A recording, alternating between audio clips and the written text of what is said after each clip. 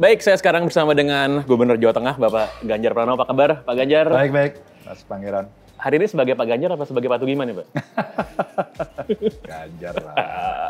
Pak, kita ngomongin soal digital media, Ya. salah satunya YouTube.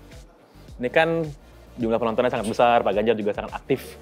Tapi kita tahu nih Pak, mendekati ya tahun-tahun yang akan penuh dengan keseruan lah Pak ya, tahun depan. Ini kan banyak juga yang menjadikan media digital ini sebagai sarana menyebar hal-hal yang tidak baik, Pak. Ya, disinformasi, hoax, dan lain sebagainya. Apa sih pesan Bapak kepada generasi muda agar bisa memfilter, memilah-milah informasi ini, mana yang benar, mana yang enggak, Pak? Ya, sebenarnya yang satu, dulu, si kreatornya dulu, tanggung jawab dong, gitu. Jangan asal-asalan dong, gitu. Yang kedua, Kominfo sebagai polisinya kan, sehingga mesti di-cut lah kalau kemudian sudah berkait, maaf ya, dengan udah membuli, sara, pornografi, kekerasan, saya kira itu mesti segera difilter. Maka untuk yang nonton kan bisa bertabayun lewat YouTube, lewat Google kan sekarang bisa. Ini bener gak sih gitu ya? Maka orang akan tahu. Jadi jangan mudah percaya dengan satu informasi. Gitu. Tadi Bapak sendiri sempat bilang bahwa banyak yang bilang Bapak sebagai gubernur banyak yang bikin konten, banyak yang protes, ini kerjanya apa, banyak yang bikin konten. Tapi sebagai seorang pejabat publik, Pak, seberapa penting sebenarnya mengabarkan kerjaannya gubernur itu apa dan bagaimana responsnya publik kepada kerjaannya tersebut, Pak? Iya, saya kemarin nengok anak saya lagi kuliah di kos-kosannya. Waktu saya kuliah dulu buku saya banyak. Anak saya nggak ada bukunya. Nggak pernah minta duit beli buku, nggak ada. Ternyata bukunya di alat ini. Di tablet, Pak ya? Semua sudah elektronik, semua sudah tersedia dengan gampang. Dan kemudian mereka berdiskusi baik secara luring maupun secara daring. Jadi teknologi ini membuat revolusi semua bisa terjadi. Maka ketika kemudian saya masih konvensional sebagai kepala daerah, lu kepala daerah kayak gitu, kuno tahu nggak gitu. Dua, saya tidak bisa menjangkau lebih banyak masyarakat saya yang minimal di Jawa Tengah 36 juta. 35 kabupaten kota, gimana caranya? Maka ketika kemudian medsos, YouTube itu bisa dijadikan ruang saya berkomunikasi, kan ada komen-komennya tuh. Maka sebenarnya inilah cara berikutnya saya bisa menjangkau lebih banyak. Tadi aja Mas, sebelum ke sini, ada orang yang nge-DM di medsos saya. Pak Ganjar, ini orang tuanya satu di Jakarta, satu di Magelang. Dia lagi sakit, terus butuh pertolongan. Gimana? Gimana saya bisa yakin sama dia?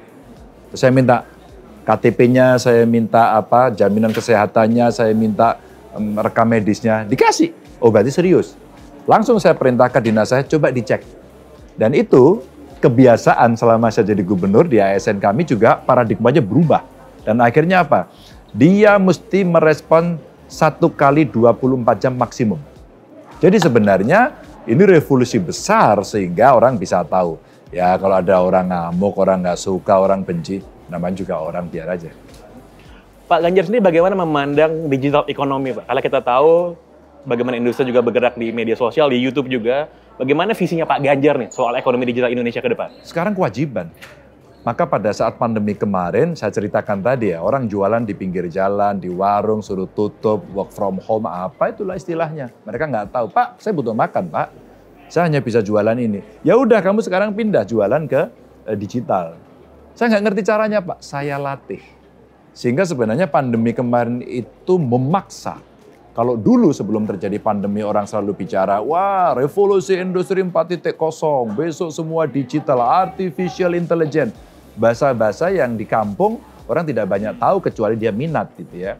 Lalu bagaimana si pandemi ini tiba-tiba bawa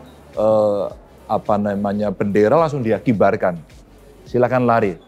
Loh ini lomba apa gitu? Orang bingung semuanya. Ya kamu lari pokoknya memasuki dunia digital. Dari situlah saya katakan tadi, apa sih pesan yang mau disampaikan? ide, gagasan, cerita, narasi-narasi ditampilkan untuk memancing diskusi. Buat saya itu meeting point. Maka setelah itu kalau kita bicara bisnis, dunia digital, maka sekarang berpindahlah. Kalau Anda mau ya mainlah di dua tempat. Tapi kalau Anda main di satu tempat saja yang sifatnya konvensional, kamu akan ditinggal.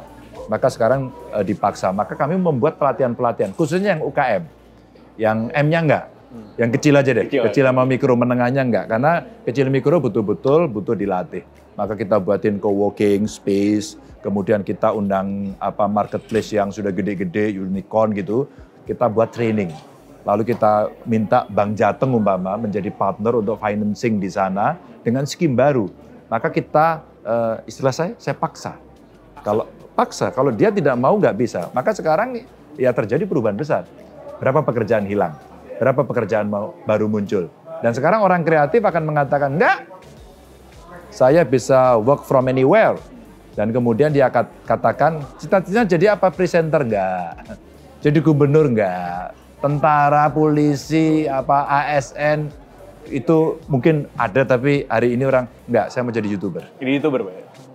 Dan itu bisa terjadi dengan segala autentifikasi yang dia miliki, terus kemudian kreativitas dan inovasi, sehingga dunia digital hari ini wajib. Dan secara digital juga ekonomi Indonesia siap bersaing dengan luar negeri juga, kompetitif kita, Pak ya? Sangat. Sekarang apa yang tidak bisa kita digitalisasi dari bisnis kita kan? Sekarang berhubungan dengan luar juga bisa, layanan-layanan di pemerintahan sekarang juga bagus, ekspor impor sekarang cuma ngici aplikasi. Jadi sebenarnya ini kekuatan besar dari kita ya, hanya tinggal betul sih kemampuannya, kapasitasnya, infrastrukturnya ya kita mesti siapkan dengan baik. Terakhir Pak, apa pencapaian terbesarnya Pak Ganjar Pranowo sebagai Gubernur Jawa Tengah dalam 2 periode menjabat sebagai kepala daerah Pak?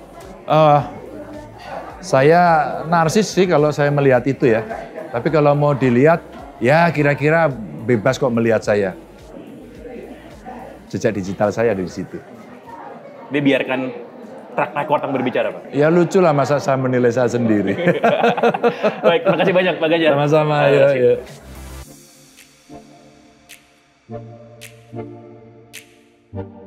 Thank you.